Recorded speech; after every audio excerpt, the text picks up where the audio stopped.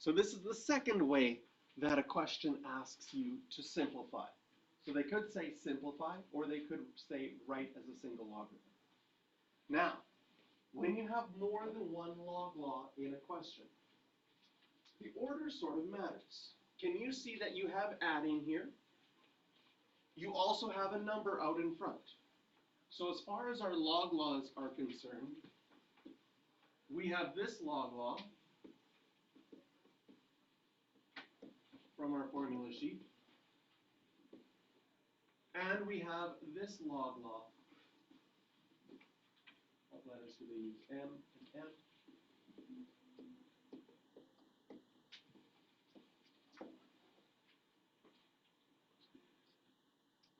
Log laws are very particular.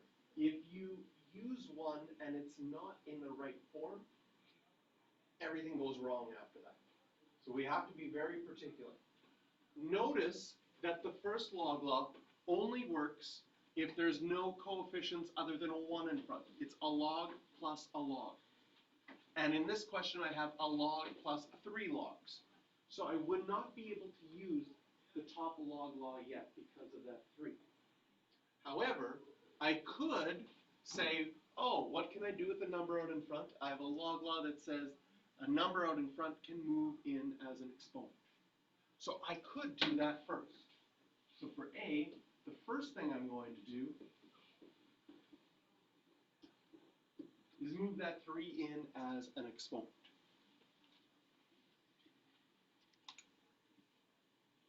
Then I have 1 log plus 1 log. So now I can use that top log law and say this would equal, multiplied together, log of xy cubed. And now I've written it as a single logarithm.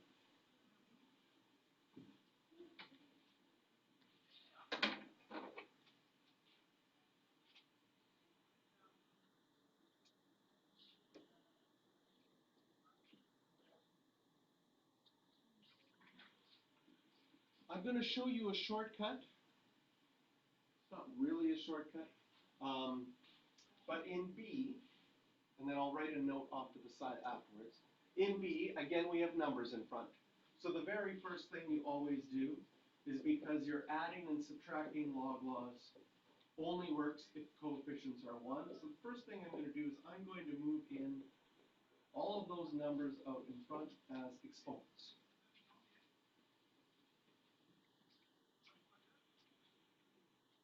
And we have subtracting, so this is also going to use our log law that says if you are subtracting, you can divide. So we have adding and we have subtracting. So now we have some decisions to make. Do I add first, or do I subtract first, or does it matter? I'm going to say it doesn't matter, but I'm also going to say that you can do them at the same time. And that's sort of going to be our shortcut. Whatever is added, in other words, can you see that the log x and the log y squared are both positive? Those two are added. That will always, and you can do this in one single step, those will always appear in your numerator, x, y squared. And whatever's subtracted is whatever you subtract, divide, that will appear in your denominator. This is really helpful. This shortcut makes life a lot easier. If you try to do it one at a time, chances are you'll make a mistake with negatives. So, for example, I'm going to add a question here, B.5, halfway between B and C. B.5, if you had log of A minus log of B squared plus log of C cubed minus log of D plus log of E. No, I don't want to use E because I might think it's a number. Log of F. You could do this all together quickly. Which ones are positive? This one's positive, this one's positive, and this one's positive. And these two are the negative ones. So it's going to equal A, c cubed and f in my numerator, because those are the positive ones. And b squared and d in my denominator. That's way faster than trying to do them one at a time. So if you have just adding and subtracting, you can do it very quickly and combine it very quickly.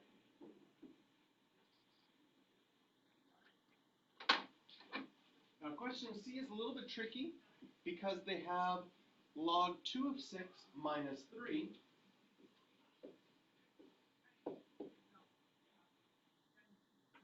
And the only way you can combine logarithms if you're adding or subtracting logs of the same base. So the question is, could you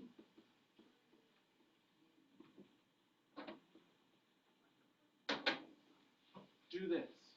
Could you fill in a number in that blue box so that you could change 3 to log 2 of something? Because if I could do that, then my next step would be I still have log 2 of 6, but then I could subtract log 2 of something. What number has to go in here? And again, this is where your definition of a logarithm is super important, that you know what it means. It is an 8.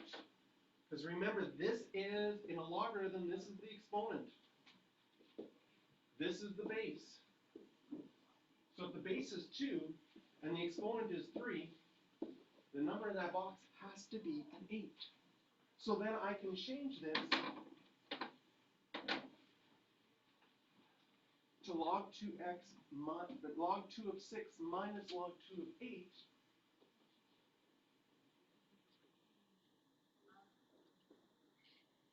And I get log 2 of 6 over 8, which is the same if you wanted to reduce it to log 2 of 3 over 4, which is the same as log 2 of 3 minus log 2 of 4.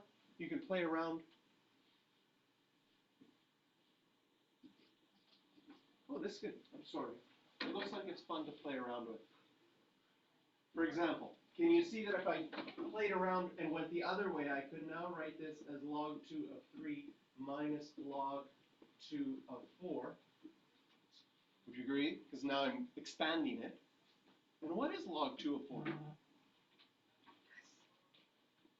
This would be the same as log 2 of 3 minus, right? Log solve for exponents. Does it make sense that log 2 of 4 is 2? Because if you think about putting a little question mark here, 2 to what exponent is 4? It'd be 2. Would it be a mean multiple choice question if I had started with this and that said, which of the following are the same, and I had that listed as the answer? That would be a little mean, I think. Because this does not look like this. No, I don't have it on the test. I don't have it on the quiz. It'd be a good question to put on your review, because on reviews I like to ask a little bit harder questions so that when you learn them, you're that much better prepared for the test. I should put one like that on the review. Okay, so questions for this one are 5, 8, 11, 11, and 18. So I want you to circle those.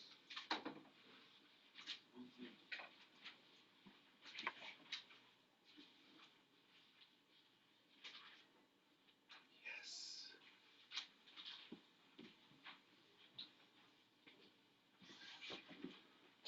Who's